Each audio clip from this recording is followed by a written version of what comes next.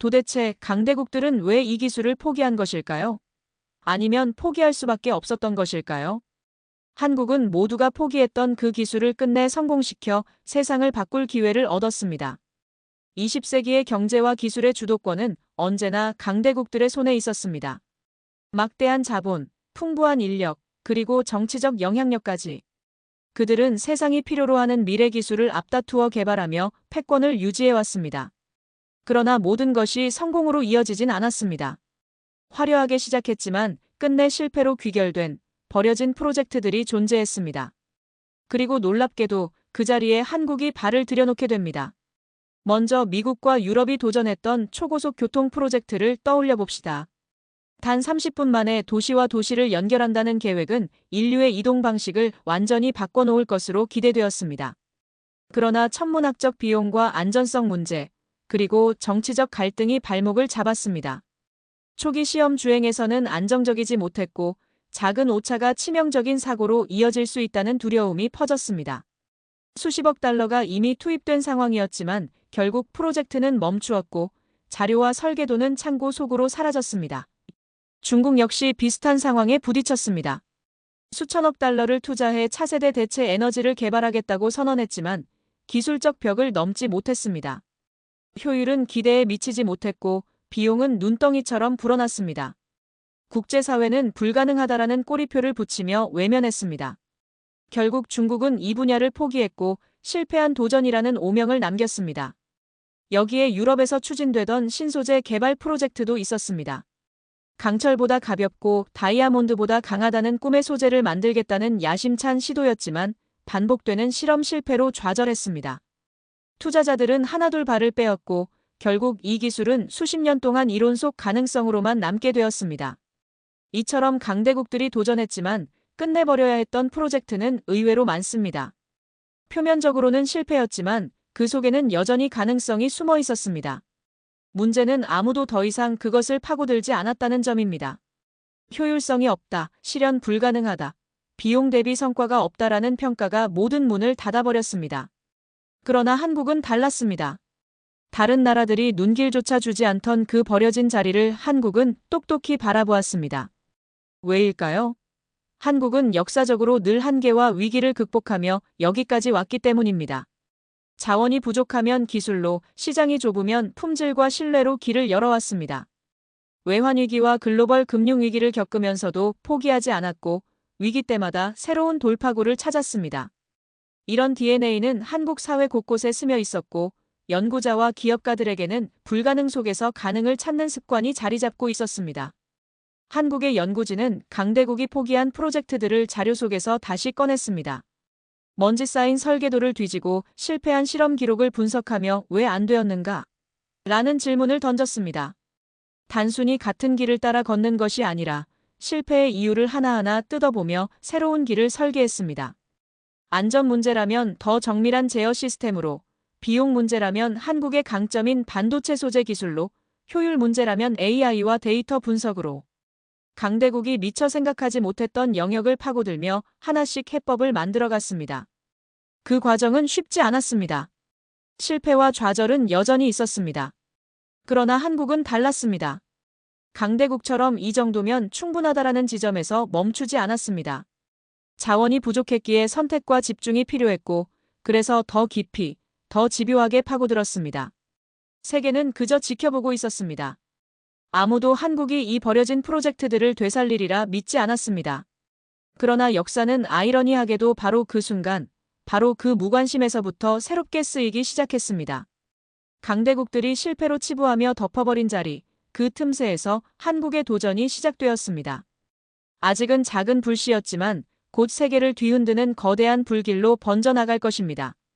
그리고 인류는 머지않아 묻게 될 것입니다. 도대체 왜 강대국이 아닌 한국인가? 강대국들이 벌인 프로젝트는 단순히 실패의 기록으로 남아 있었습니다. 누구도 다시 건드리지 않았고 투자자들도 손을 떼었습니다. 그러나 한국은 그 자리를 주목했습니다. 겉으로는 실패처럼 보였지만 그 안에는 여전히 잠재력이 숨어 있다는 사실을 감지했기 때문입니다. 한국의 연구자와 기업가들은 오랫동안 하나의 질문을 반복했습니다. 왜 안 되었을까? 강대국들이 수십억 달러를 쏟아부어도 해결하지 못했던 기술적 벽, 안전성 문제, 효율의 한계. 하지만 한국은 단순히 과거를 되풀이하지 않았습니다. 오히려 실패의 흔적 속에서 길을 찾기 시작했습니다. 첫 번째로 도전한 것은 초고속 교통 프로젝트였습니다. 유럽과 미국에서 좌절된 이 기술은 오랫동안 실현 불가능한 꿈으로만 남아 있었습니다. 그러나 한국 연구진은 실패 원인을 철저히 분석했습니다. 기존 시스템의 안전 문제는 실시간 제어 알고리즘과 고성능 센서 기술로 보완했습니다. 반도체와 AI를 접목해 미세한 진동과 오차까지 잡아내는 새로운 시스템을 만들어낸 것입니다. 비용 문제는 한국 특유의 선택과 집중 전략으로 돌파했습니다. 일부 노선을 시험적으로 운영하며 데이터를 확보하고 점차 규모를 확장해 나가는 방식이었습니다. 결과는 놀라웠습니다. 한국의 시범 노선은 안정성과 효율을 모두 확보하며 세계를 깜짝 놀라게 했습니다. 두 번째는 청정 에너지 저장 기술이었습니다. 한때 꿈의 배터리라 불리며 강대국들이 도전했지만 효율이 낮아 사장되었던 기술입니다. 한국은 이 실패한 기술을 다시 꺼내 들었습니다. 국내 배터리 기업들과 대학 연구소가 협력해 신소재를 개발했고 그 결과 기존보다 2배 이상 긴 수명을 확보했습니다. 무엇보다 비용 절감에 성공하면서 강대국들이 비효율적이라던 기술이 한국에서는 차세대 표준으로 재탄생했습니다. 세 번째는 신소재 개발입니다. 유럽이 포기했던 합성 소재 연구를 한국의 젊은 과학자들이 이어받았습니다. 그들은 과거의 방대한 데이터를 인공지능에 학습시켜 실패 속에 숨어있던 패턴을 찾아냈습니다. 실험은 달라졌고 결과는 달라졌습니다. 불가능하다던 소재가 현실화되면서 항공 우주방 위산업 전자기기 분야에서 혁명적 변화를 가져왔습니다. 세계는 충격에 빠졌습니다. 왜 우리가 실패한 기술을 한국은 성공시킨 것인가? 라는 질문이 쏟아졌습니다. 한국의 도전은 단순한 기술의 부활이 아니었습니다. 그것은 새로운 방식의 접근이었습니다. 강대국들은 자원이 많았기에 과감하게 투자했지만 실패가 반복되면 미련 없이 접어버렸습니다. 그러나 한국은 자원이 한정적이었기에 선택과 집중이 필요했습니다. 그래서 더 집요했고 더 창의적이었습니다. 작은 실험이라도 끝까지 밀어붙였고 작은 성과를 쌓아 큰 성공으로 연결했습니다. 또 하나 중요한 차이는 협력의 문화였습니다. 한국은 기업과 정부, 학계가 긴밀히 연결되어 있었습니다. 한 분야의 실패가 곧 전체의 실패로 이어지지 않도록 서로의 경험과 자원을 공유했습니다. 이 협력 구조가 오랫동안 실패의 장벽을 깨뜨리는 원동력이 되었습니다. 이 과정에서 한국 사회는 새로운 자신감을 얻었습니다. 언론은 강대국이 버린 기술, 한국이 되살렸다라는 제목의 기사를 쏟아냈습니다. 시민들은 자부심을 느꼈습니다. 우리는 작은 나라일지 몰라도 절대 작은 도전을 하는 나라는 아니다. 그러나 동시에 긴장감도 커졌습니다. 강대국들이 다시 주목하기 시작한 것입니다. 미국은 한국의 기술을 공동 개발하자고 제안했고 중국은 경제적 압박과 유혹을 동시에 가했습니다. 유럽은 한국과 협력을 약속하면서도 자국 기업에 유리한 조건을 요구했습니다. 모두가 한국의 성과를 인정하면서도 독주를 허락하지 않으려 했습니다. 그럼에도 불구하고 한국은 흔들리지 않았습니다. 기술 보호를 강화하고 국제 협력에서는 실용과 균형을 유지했습니다. 강대국의 압박 속에서도 한국이 선택한 길은 분명했습니다. 포기하지 않고 스스로 길을 여는 것. 그리고 마침내 한국의 도전은 단순한 부활이 아니라 세계적 성공으로 이어졌습니다. 강대국들이 포기한 자리에서 한국이 해낸 성과는 국제 질서를 흔들었고 신흥국들에게는 희망의 모델이 되었습니다. 세계는 놀랐습니다. 왜 한국인가? 라는 질문은 이제 한국이니까 가능했다라는 답으로 바뀌고 있었습니다. 한국이 강대국들이 벌인 프로젝트를 되살려내자 세계는 곧바로 격렬한 반응을 보였습니다. 누군가는 환호했고 누군가는 불안을 드러냈습니다. 그리고 누군가는 노골적인 견제에 나섰습니다. 먼저 가장 뜨거운 반응을 보인 것은 신흥국들이었습니다. 그들은 오랫동안 강대국들의 기술 독점에 끌려다녀야 했습니다. 새로운 기술을 얻기 위해서는 불리한 조건을 감수해야 했고 빚을 지면서까지 거대한 나라들의 요구를 들어줘야 했습니다. 하지만 한국의 성공은 그들에게 전혀 새로운 길을 보여주었습니다. 강대국이 아니어도 할 수 있다는 메시지였습니다. 실제로 아프리카, 동남아, 남미의 여러 국가는 한국과 손을 잡기 시작했습니다. 공동 연구소를 세우고 청정에너지 발전소와 초고속 교통망 건설 프로젝트를 추진했습니다. 그들은 한국을 단순한 투자자가 아니라 성장의 동반자로 바라보았습니다. 다음으로 중동의 반응이 주목을 받았습니다. 석유로 세계를 지배해온 그들이지만 이제 포스트 오일 시대를 준비하지 않을 수 없었습니다. 기후변화와 에너지 전환은 피할 수 없는 흐름이었고 중동은 새로운 파트너를 필요로 했습니다. 그때 그들이 손을 내민 대상이 바로 한국이었습니다. 사막 한가운데 건설되는 미래형 스마트 시티, 태양광과 풍력 에너지를 안정적으로 저장할 수 있는 시스템, 그리고 물 부족 문제를 해결하는 첨단 신소재 기술까지. 한국의 성과는 그들의 생존 전략과 맞아떨어졌습니다. 중동의 한 고위 관계자는 이렇게 말했습니다. 한국은 단순한 기술 수출국이 아니다. 미래를 함께 설계할 수 있는 파트너다. 반면 강대국들의 반응은 복잡했습니다. 미국은 공개적으로는 한국의 성과를 환영한다고 밝혔습니다. 동맹국의 성취는 곧 자신들의 이익과도 연결되기 때문이었습니다. 하지만 동시에 미국은 한국에게 기술 공유와 공동 개발을 압박했습니다. 우리와 함께하지 않으면 중국이 이 기술을 가져갈 것이다라는 논리를 내세우며 한국을 자기 진영에 묶어두려 했습니다. 중국은 다른 접근을 택했습니다. 경제적 유혹과 압박을 동시에 가한 것입니다. 한국 시장에 투자하겠다는 제안을 내세우면서도 동시에 무역 규제를 강화해 한국 기업을 압박했습니다. 우리와 협력하면 세계 최대 시장이 열리지만 등을 돌리면 그 문은 닫힌다는 메시지를 보낸 셈입니다. 유럽은 또 다른 방식으로 움직였습니다. 협력을 제안했지만 조건은 까다로웠습니다. 한국의 기술을 활용하되 유럽 기업들에게 유리하게 구조를 짜려 했습니다. 표면적으로는 파트너십을 내세웠지만 실제로는 한국의 독주를 견제하려는 의도가 분명했습니다. 세계 언론은 연일 한국의 성과를 대서특필했습니다. 강대국이 포기한 자리, 한국이 차지했다. 불가능을 가능으로 바꾼 한국, 세계 질서를 흔들다. 이러한 헤드라인은 단순한 보도가 아니라 새로운 시대가 열렸음을 알리는 신호였습니다. 그러나 환호와 찬사 속에서도 긴장은 고조되었습니다. 기술 탈취 시도가 본격적으로 시작된 것입니다. 일부 강대국 기업들은 합작법인을 내세워 한국의 핵심 기술을 확보하려 했고 사이버 공격과 산업 스파이 문제도 심각해졌습니다. 한국은 이제 기술을 지켜내야 하는 새로운 싸움에 직면했습니다. 이러한 상황 속에서도 한국은 흔들리지 않았습니다. 기술 보호를 강화하는 한편 신흥국들과의 협력을 확대하며 독점이 아닌 공유라는 메시지를 분명히 했습니다. 강대국의 압박에도 불구하고 한국은 새로운 국제 협력 플랫폼을 제시하며 중심에 섰습니다. 이제 세계는 묻게 되었습니다. 왜 한국인가? 그 답은 분명했습니다. 한국은 위기와 한계를 극복하는 경험을 통해 포기하지 않는 DNA를 가졌고 선택과 집중 전략으로 실패 속의 가능성을 찾았으며 협력과 신뢰를 바탕으로 새로운 길을 만들어냈습니다. 강대국의 불안, 신흥국의 환호, 세계 언론의 주목. 모든 시선이 한국을 향했습니다. 한국은 더 이상 주변부 국가가 아니라 세계 질서를 다시 쓰는 주역이 되어 있었습니다. 그리고 이제 질문은 하나 남았습니다. 한국은 이 거대한 성과를 어디로 이끌 것인가? 강대국이 실패한 프로젝트를 되살려낸 한국. 세계의 주목과 찬사가 쏟아지는 가운데 동시에 그만큼 거센 압박도 몰려왔습니다. 미국은 동맹이라는 이름으로 기술 공유를 요구했고 중국은 시장 접근을 미끼로 경제적 압박을 가했습니다. 유럽은 협력이라는 명목 아래 자국 기업에게 유리한 조건을 내세웠습니다. 세계는 분명 한국의 성과를 인정했지만 누구도 한국이 독주하는 상황을 바라지 않았습니다.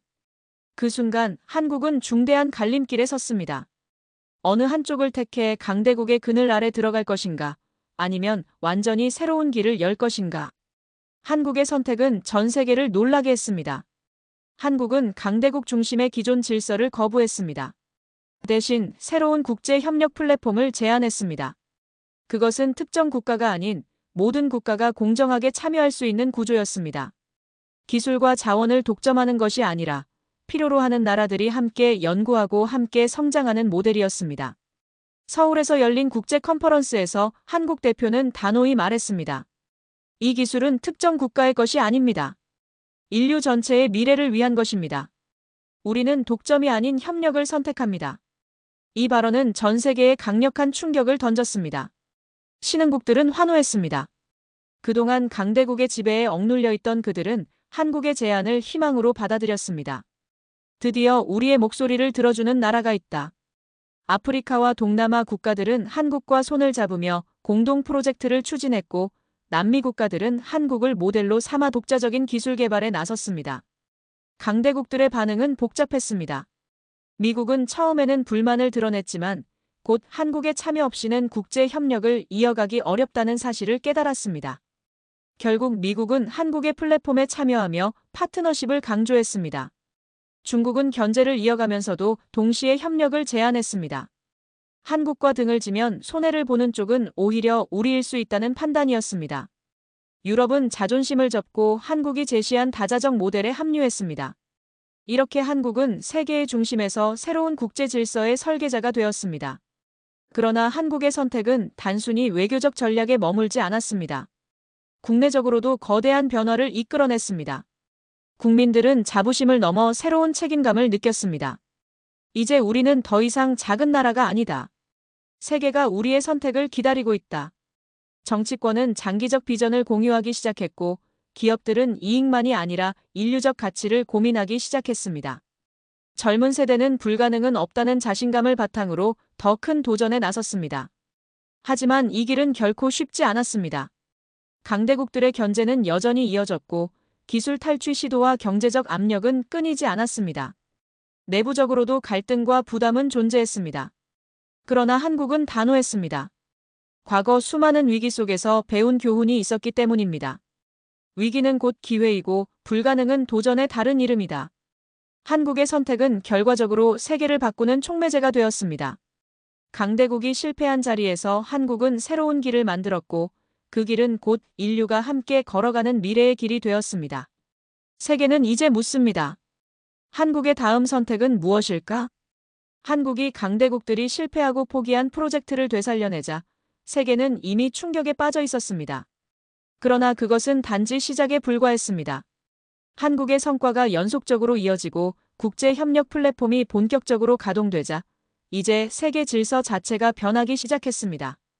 그리고 그 중심에 한국이 서 있었습니다. 서울에서 열린 글로벌 정상회의. 수십 개국 대표들이 모인 자리에서 한국 대표는 단호히 선언했습니다. 우리가 되살린 기술은 한국만의 것이 아닙니다. 그것은 인류 전체의 미래를 위한 것입니다. 우리는 독점이 아닌 공유를 선택합니다. 우리는 과거의 실패를 교훈 삼아 미래를 함께 만들겠습니다. 이 발언이 끝나자 장내는 환호와 박수로 가득 찼습니다. 신흥국 대표들은 기립하며 한국의 용기에 찬사를 보냈고, 강대국 대표들마저 침묵 속에서 고개를 끄덕였습니다.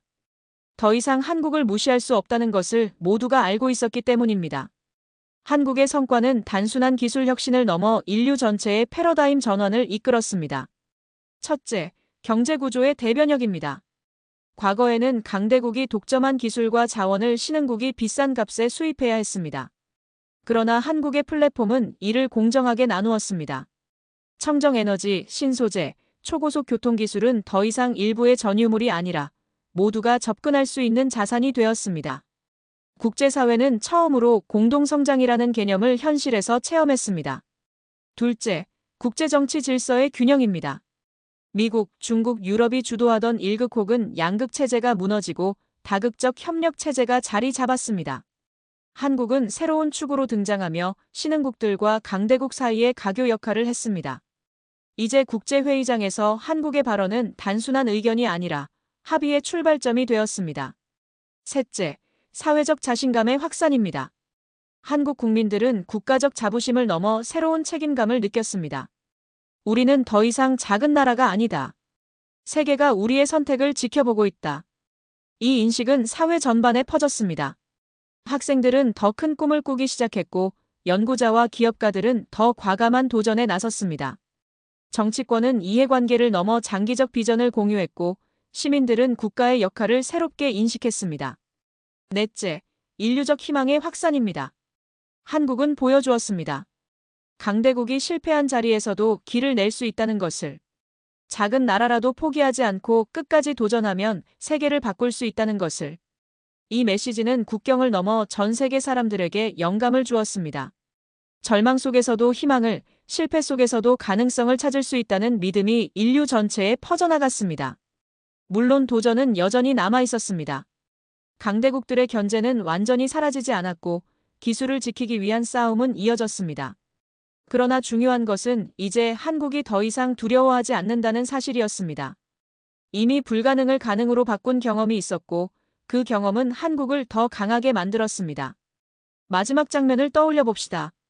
한국의 청정 에너지 시스템이 사막 한가운데 도시를 밝히고 초고속 교통망이 대륙을 잇고 신소재가 우주 탐사를 가능케 하는 모습. 그리고 그 모든 중심에 한국이 서 있는 모습 말입니다. 세계는 이제 묻습니다. 도대체 왜 한국인가? 그러나 답은 이미 나와 있습니다. 한국이니까 가능했다. 이제 인류의 역사에는 이렇게 기록될 것입니다. 강대국이 포기한 기술을 되살려 세상을 바꾼 나라는 한국이었다.